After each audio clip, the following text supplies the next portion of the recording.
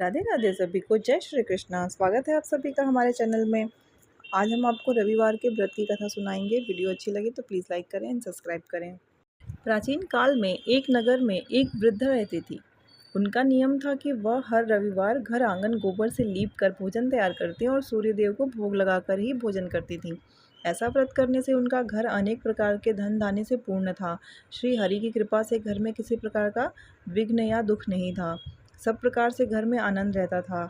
इस तरह कुछ दिन बीत जाने पर उनकी एक पड़ोसन, जिसकी गौ का गोबर वह वृद्धा लाया करती थी, विचार करने लगी कि यह वृद्धा सर्वदा मेरी गौ का गोबर ले जाती है, इसलिए अपनी गौ को घर के भीतर बांधने लग गई।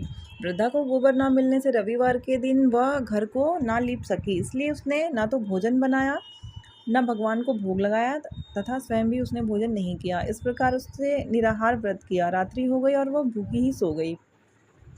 रात्रि में भगवान ने उसे स्वप्न दिया और भोजन न बनाने तथा लगाने का कारण पूछा। वृद्धा ने गोबर न मिलने का कारण सुनाया। तब भगवान ने कहा कि माता, हम तुमको ऐसी गौ देते हैं जिससे सभी इच्छाएं पूर्ण होती हैं, क्योंकि तुम हमेशा रविवार को गौ के गोबर से लीपकर भोजन बनाकर मेरा भोग लगाकर खुद भोजन करती हो।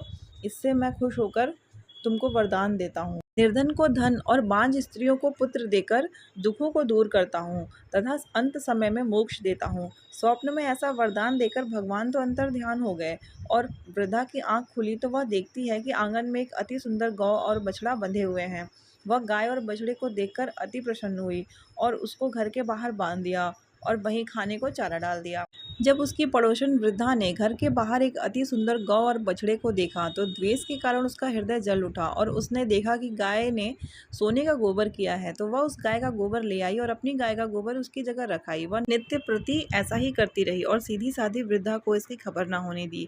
तब सर्वव्यापी ईश्वर ने सोचा कि चालाक पड़ोसन के कर्म से वृद्धा ठगी जा रही है, तो ईश्वर ने संध्या के समय अपनी माया से बड़े जोर की आंधी चला दी। वृद्धा ने आंधी के भय से अपनी गौ को भीतर बांध लिया। प्रातःकाल जब वृद्धा ने देखा कि गौ ने सोने का गोबर दिया तो उसके आश्चर्य की सीमा न रही और वह प्रतिदिन गऊ को घर के भीतर बांधने लग गई। उधर पड़ोसन ने देखा कि बुढ़िया गऊ को घर के भीतर बांधने लगी है और उसका सोने का गोबर उठाने का दाव नहीं चल रहा, तो वह ईर्ष्या और डाह से जल उठी और कुछ उपाय न देख पड़ोसन ने उस देश के राजा की सभा में जाकर कहा, महाराज, मेरे पड़ोस में एक वृद्धा के पास ऐसी गऊ है जो आप जैसे राजाओं के ही योग्य है। वह नित्य सोने का गोबर देती है। आप उस सोने से प्रजा का पालन करिए। वह वृद्धा इतने सोने का क्या करेगी? राजा ने यह बात सुनकर अपने दूतों को वृद्धा के घर से गऊ लाने की आज्ञा दी। वृद्धा प्रातः ईश्वर का भोग लगा भोजन ग्रहण करने जा ही रही थी कि राजा के कर्मचारी गऊ खोल कर ले गए।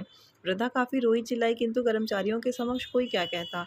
उस दिन वृद्धा गऊ के वियोग में भोजन ना खा सकी और रात भर रो रो कर ईश्वर के गऊ को पुनः पाने के लिए प्रार्थना करती रही। उधर राजा गऊ को देखकर बहुत प्रसन्न हुए, लेकिन सुबह जैसे ही उठा सारा महल गोबर से भरा दिखाई देने लगा। राजा यह देखकर घबरा गया। भगवान ने रात्रि में राजा को स्वप्न में कहा कि हे राजा, गाय वृद्धा को लौटाने में ही तेरा भला है।